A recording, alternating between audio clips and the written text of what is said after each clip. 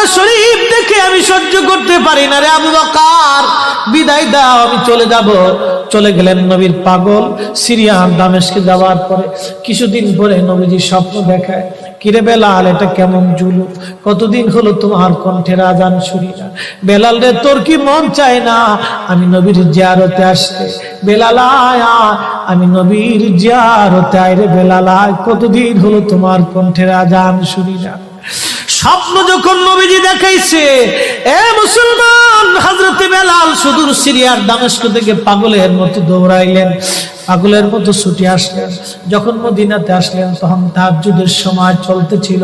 তাহাজ্জুদের সময় চলার সময় হযরত বেলাল রাদিয়াল্লাহু আনহু কাঠের জালি দিয়ে তখন রওজা শরীফ ঘিরে রাখা ছিল। ওই জালির পাশে বসে বসে জালির সঙ্গে মাথা ঠেকাইয়া নবীর পাগল বসে বসে গুনগুন গুনগুন করে কাঁদে আর বলে, হুজুর